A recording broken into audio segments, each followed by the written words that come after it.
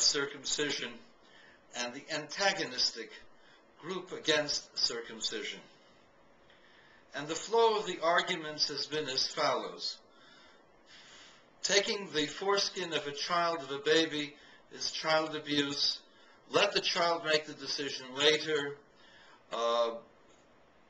Any kind of therapeutic or hygienic benefits are unproven. In fact, no one recommends circumcision as a matter of hygienic prevention of diseases. That's the bottom line of all of those who are antagonistic to the process of circumcision. The ones who are pro-circumcision cite study after study, some of which have been argued against and flawed, but nonetheless it is clear that the World Health Organization has clearly established that circumcision is beneficial in the prevention of the spreading of AIDS in Africa. And so those who are pro-circumcision explain that by circumcising there's less chance of the spread of certain diseases through the process of circumcision. I don't want to deal with the medical side of it. I wish to deal with the ethical and the religious side of it. And I want to make the case clear so that people do not misunderstand me.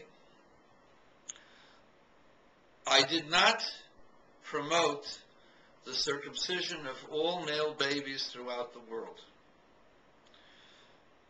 Circumcision is an operation which is a serious operation because we're dealing with a little child, or even with an adult it's even harder, and the process can be complicated and there can be medical complications.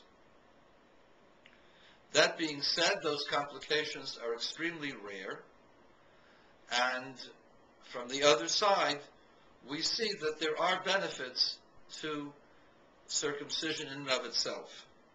But that's not the reason why we do it.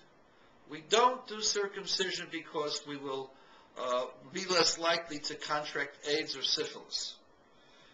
We don't do circumcision because we will become impervious to certain viruses coming through our glands. That's not the reason why we do it. We do it because God said so. God told Abraham in the Torah that circumcision is a way to become perfect before God. According to the Midrash, Adam was born circumcised, and therefore perfection to become like Adam would require circumcision. Of course, the biologists out there would poo-poo this. This is irrelevant. It's irrelevant as to whether Adam was born circumcised or not. It is clear from the Torah that Abraham was told by God to circumcise himself and to circumcise his children. Now, we are commanded to circumcise our children at 8 days.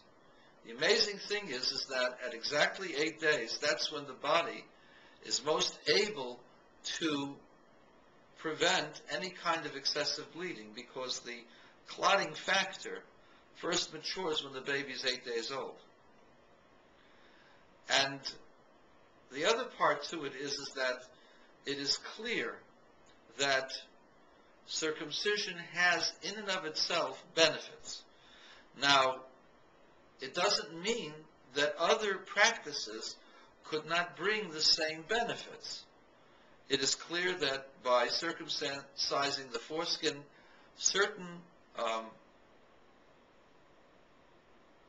parasites, certain viruses would not enter the body, because the foreskin, which is a very thin membrane, easily torn, that has a very thin skin to which the viruses or the various germs can enter more easily than through circumcision. Furthermore, the circumcised glands is naturally cleaner. There's less place to get debris.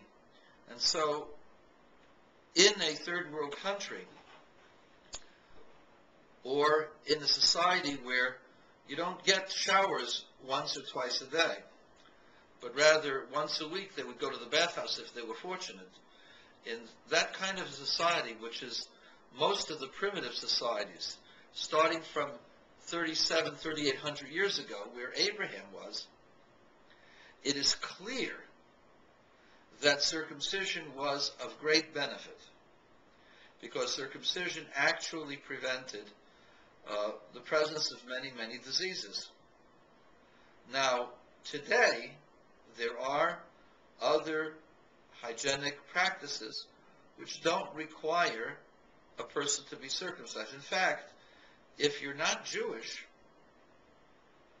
there's no reason to be circumcised. Or let me put it this way, if you're not from the seed of Abraham, there's no reason to be circumcised. God did not command the other nations of the world to circumcise their babies. If, however, a person chooses to do so, because it's in the Bible, he should know that since it's in the Bible, it's a beneficial act and has benefits. There are also possibly certain things that are missing. For example, certain elements of sexual satisfaction and stimulus might be missing, although the studies seem to indicate that circumcised and uncircumcised people have the same general level of satisfaction from their sexual activities. Nonetheless, it is clear that the foreskin is extremely sensitive, and therefore, because it's sensitive, could bring about more satisfaction or more sexual activity. That's possible. In fact, Maimonides writes this 800 years ago in his writings.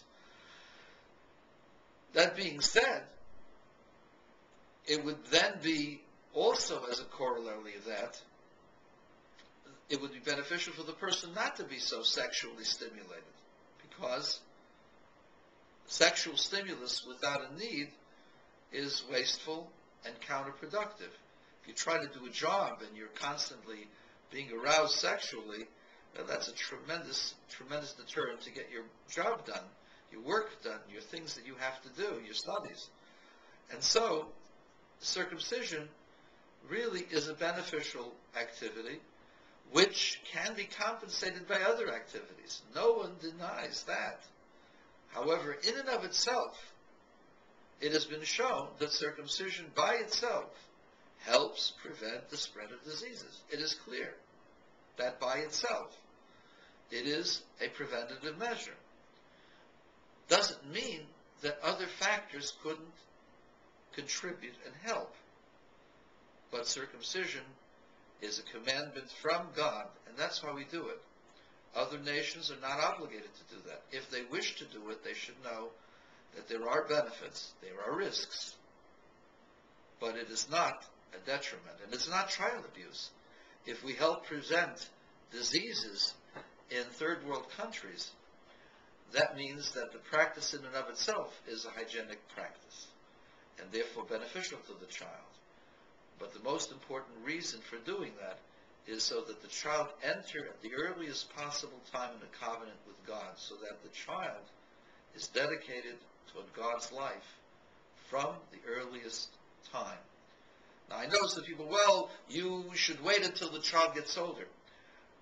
That's not true. People go by their animal instinct. If you don't educate people, why should you educate them when they're 5 or 6 years old? You're forcing them to go to school. Let them wait until they're 13 years old and they understand the importance of an education. Nobody says that. Why? Because you understand that without an education, you're going to get ramus, and more than likely, you won't be able to earn a decent living. Well, we do the same. We know that in order to be a good Jew, one has to know Torah. One has to be committed to the commandments of God in the Torah. And we know, and we believe and we know that the Torah was transmitted by God to us. And therefore, if you just leave it up to a kid, the kid would possibly throw it away before they had any ability to discern. And so therefore we immerse our children in the study of Torah. And we teach them the Torah.